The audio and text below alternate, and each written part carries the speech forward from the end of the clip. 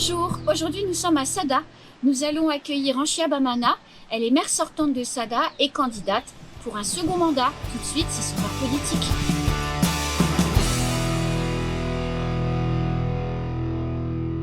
Anchia Bamana, bonjour. Bonjour Anne. Je suis ravie Anchia de t'accueillir aujourd'hui sur le plateau de l'heure politique, chez toi, à Sada.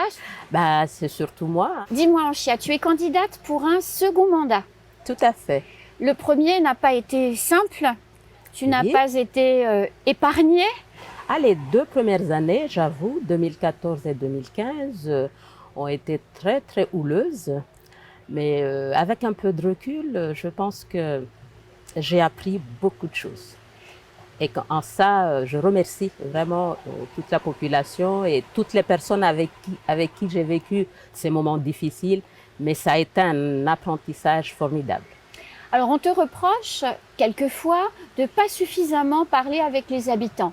La lutte contre l'insalubrité, quand nous sommes arrivés en 2014, nous avons mené ce projet avec la population. Alors ça m'étonne un peu ce que tu me dis là. Ce projet, ce programme qui continue toujours, puisque la lutte contre l'insalubrité à Mayotte ici, c'est une priorité. Nous avons mené, moi et mon équipe municipale, ce programme avec la population, avec les associations de cette commune, de Sada au Mangajou. Je pense, sans l'adhésion de cette population, je pense qu'on n'aurait pas eu les résultats qu'on a aujourd'hui, même si je sais, et ça fait partie de notre programme avec l'équipe qui envisage de revenir pour un second mandat. Nous continuerons cette action et nous comptons toujours avoir l'adhésion de la population. On dit aussi que je décide seule à la municipalité, ce qui est complètement faux. Tous les projets qu'on développe au niveau de la commune, c'est le conseil municipal, c'est-à-dire ce sont les élus qui se réunissent pour dire voilà, nous avons besoin d'avoir une crèche dans la commune de Sada, Madame le maire, nous vous donnons les pouvoirs pour aller chercher les financements pour faire ce projet, d'ailleurs très attendu par la population et que nous avons obtenu.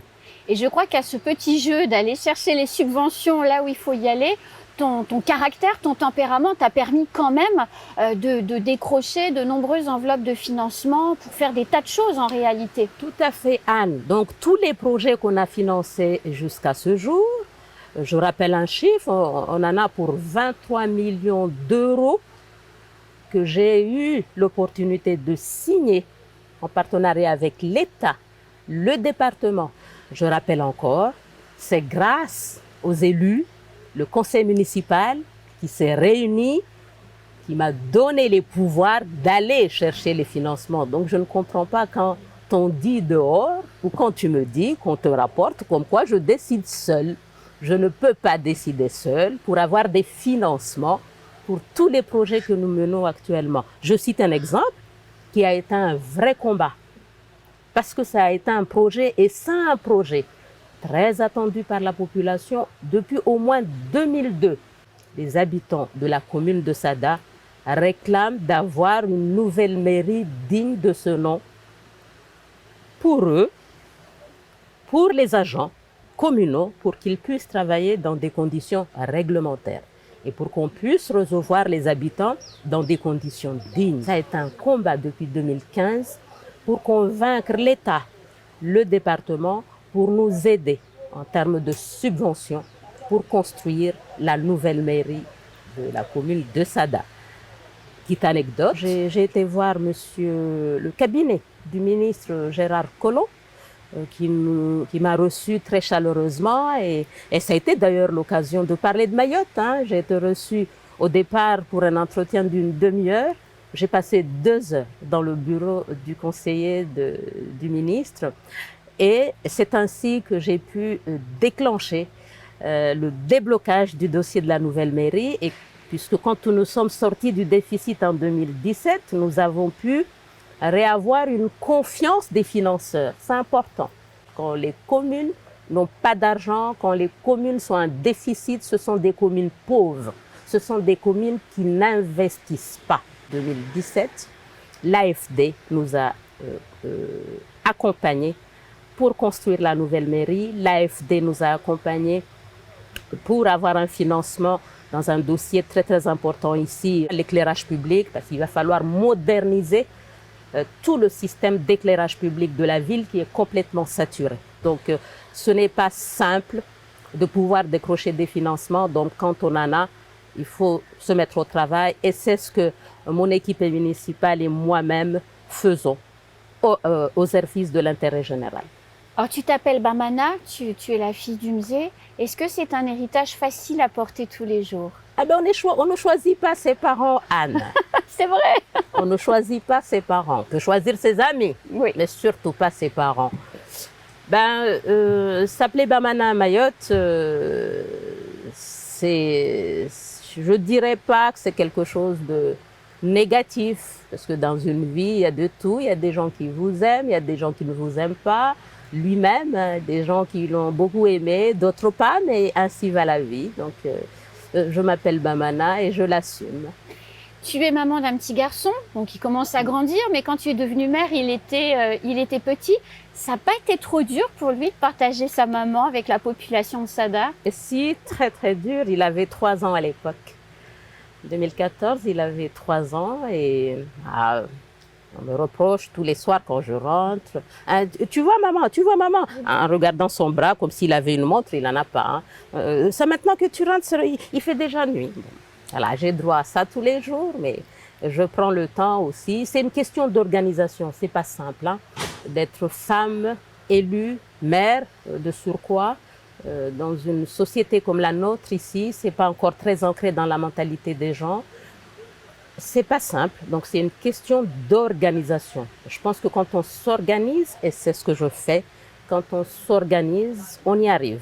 Être élu, donc s'occuper d'une commune de 11 000 habitants, très belle commune, avec beaucoup d'exigences, mais à juste titre, les habitants sont exigeants, mais je dirais à juste titre.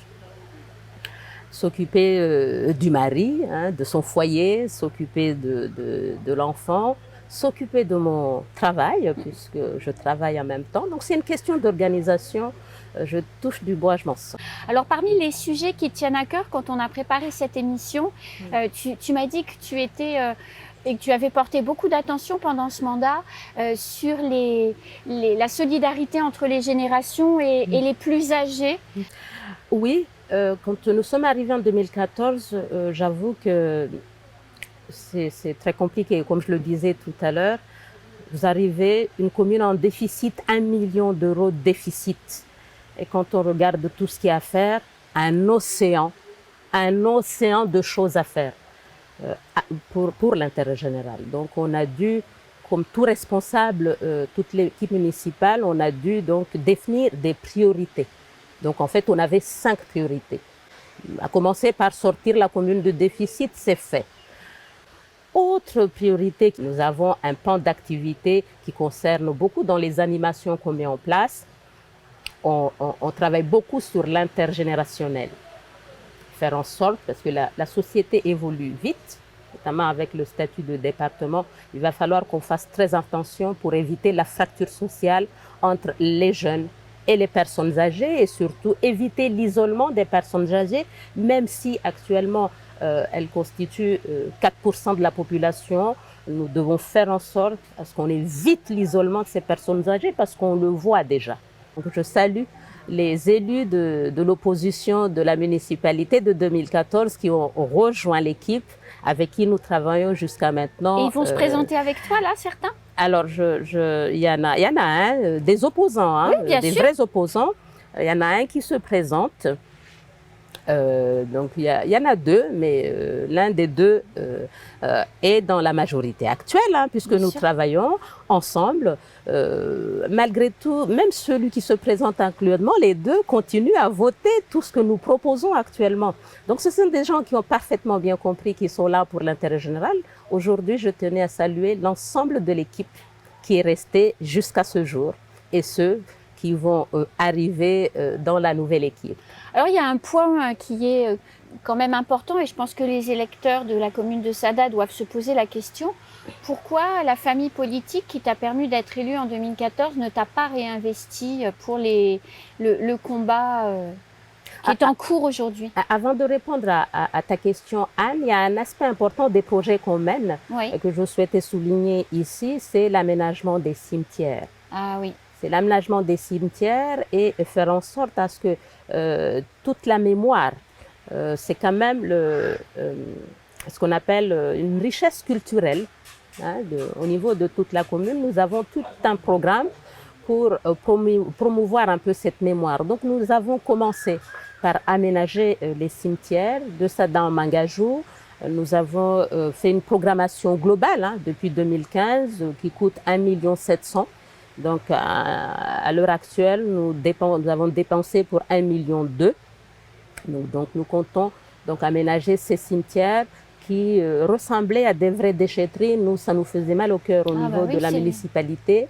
C'est important, ces projets de base. C'est le respect. Je ne vous cache pas que la mandature 2014-2020 a été menée pour des projets de base, mais structurants pour la population. Donc aménager les cimetières, je pense que c'est important pour permettre à nos aïeux de dormir sur un lieu, mais vraiment digne d'eux.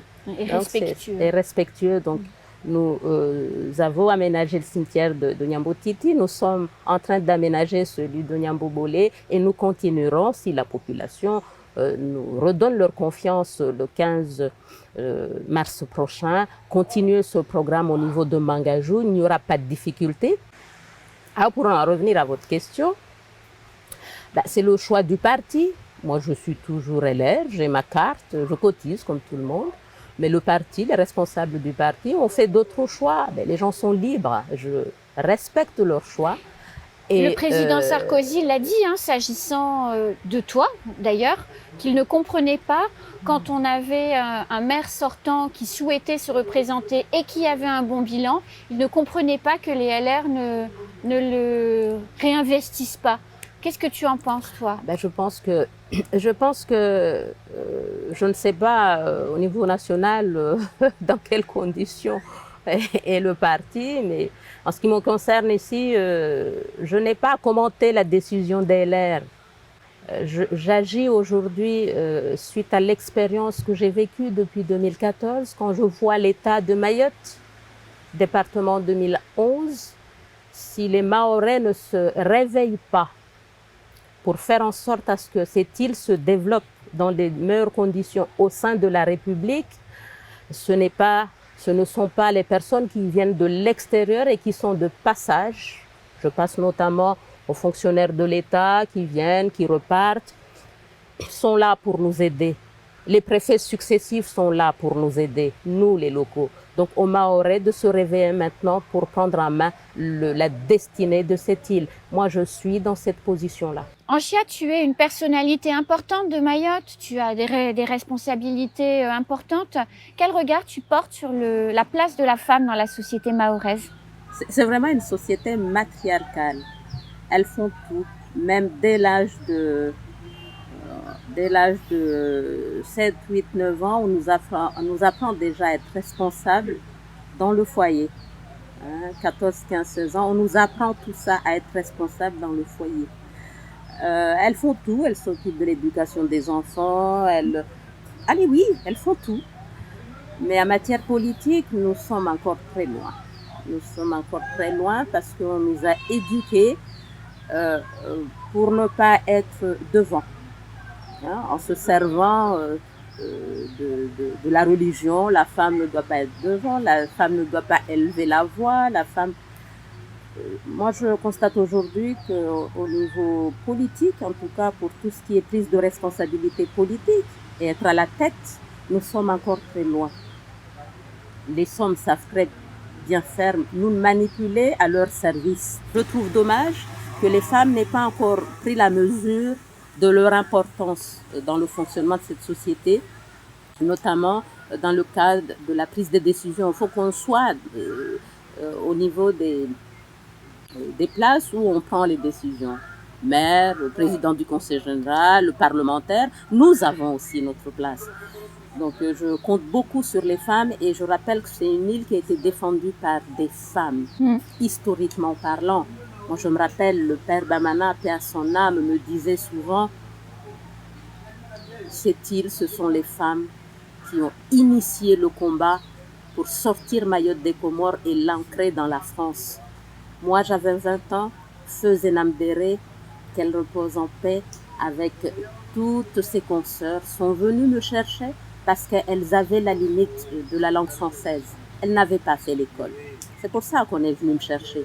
Mais sans elles, nous ne serons pas là aujourd'hui. Donc je lance un appel à toutes les femmes. Nous avons notre place pour le développement de cette île. Est-ce qu'Anchia Bamana sera réélu maire de Sada? Réponse, le 22 mars. Et Anchia, sur cette plage ici, c'est quoi ton ambition? Nous avons